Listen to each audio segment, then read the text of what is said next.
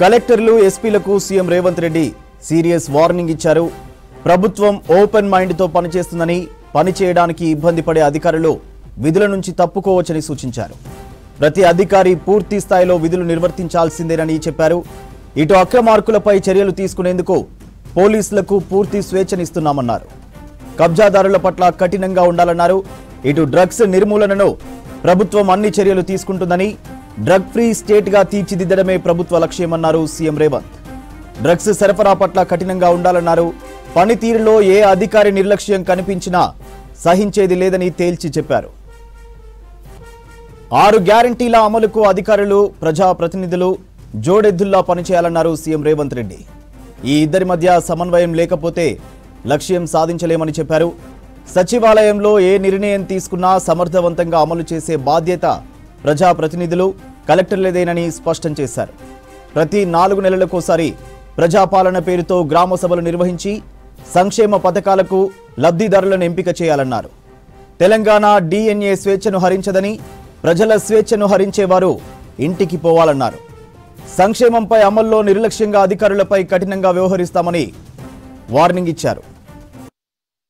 ప్రభుత్వం ప్రజలకు హామీలు, తీసుకున్న నిర్ణయాలు అమలు జరగాలంటే అధికారులు, ప్రజాప్రతినిధులు జోడెద్దులాగా పనిచేయాలి. అప్పుడే అనుకున్న లక్ష్యం దిశగా మనం ప్రయాణం చేయడానికి అవకాశం ఉంటుంది. ఇందులో ఏ ఒక్కరు కూడా కాస్త వెనుకాలంతో చేసినా, సరైన సమన్వయంతో ముందుకు వెళ్ళకపోతే అనుకున్న లక్ష్యము ఆ దిశగా మనం ప్రయాణం సాగించలేము.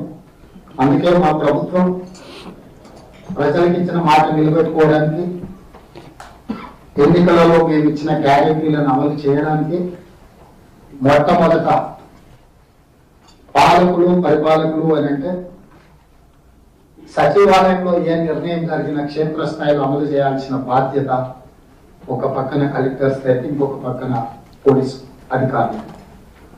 సో ప్రత్యక్షంగా ప్రజలతో సంబంధాలు ఉండాల్సిన వాళ్ళు, ఉండేవాళ్ళు జిల్లా కలెక్టర్లు, జిల్లా ఎస్పీలు అండ్ కమిషనర్స్.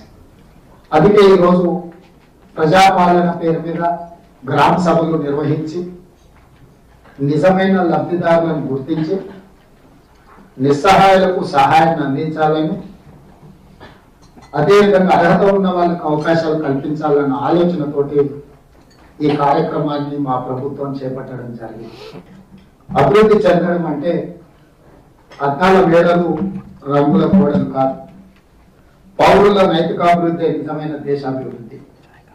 అంటే అద్దాల మేడలు కట్టో, రంగుల గోడలు చూపించో అభివృద్ధి జరిగిందే అని ఎవరైనా భ్రమపడితే తద్వారా పేద ప్రజలకు ఎలాంటి ప్రయోజనం లేదు. నిజమైన అభివృద్ధి అనేది పౌరుల యొక్క నైతిక అభివృద్ధి జరిగినప్పుడే, చివరి వరుసలో ఉన్న పేదవాడికి సంక్షేమ పథకం అందినప్పుడే ఈ రాష్ట్రం కానీ దేశం కానీ అభివృద్ధి చెందినట్టు భావిస్తుంది కాంగ్రెస్ పార్టీ, మేము. అందుకే ఈరోజు చివరి వరుసన నిలబడ్డ తండాలలో, గూడాలలో, మార్పుల పల్లెల్లో ఉండే ప్రతి పేదవాడికి ప్రభుత్వం అందించదలుచుకున్న సంక్షేమ పథకం చేరాలంటే చేరవేయాల్సిన వారసులు మీరే. మీ మీదనే మా ప్రభుత్వం పూర్తి స్థాయిలో బాధ్యత పెట్టి, నమ్మకంతో, విశ్వాసంతో ఈ అభయహస్తం ద్వారా అమలు చేయబోయే 6 గ్యారెంటీలను, దానికి సంబంధించిన అర్హులైన నుంచి ఈరోజు వినతి పత్రాలను, లేకపోతే వాళ్ళ అప్లికేషన్స్ తీసుకోవాలని ఆలోచన చేసే ఈరోజు ఈ కార్యక్రమాన్ని తీసుకోవడం జరిగింది. ఈ ప్రభుత్వం అనేది ఫ్రెండ్లీ గవర్నమెంట్ అనేది అధికారులతో ఎంతవరకు అంటే, మీరు ప్రజల చేత శబాష్ అనిపించుకున్నంత వరకే ఈ ప్రభుత్వం మీతో ఫ్రెండ్లీగా ఉంటుంది.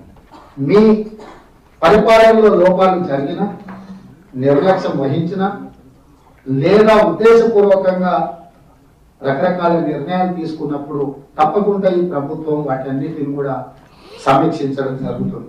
అదేవిధంగా చట్టాలను, రూల్స్ అమలు చేసేటప్పుడు చట్టాలను, రూల్స్ ని మీరు ఎంత జాగ్రత్తగా ఆబ్జెక్టివ్ పర్పస్ లో చూసుకొని అమలు చేస్తారో, అధికారులకు మానవీయ కోణం అనేది ఉండాలి.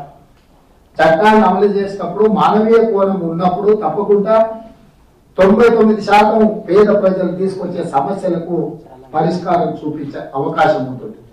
మానవీయ కోణంతో ప్రజలు లేవనెత్తిన అంశాలను మనం అర్థం చేసుకోలేకపోతే మనం ఏ సమస్య కూడా పరిష్కారం చూపించలేము.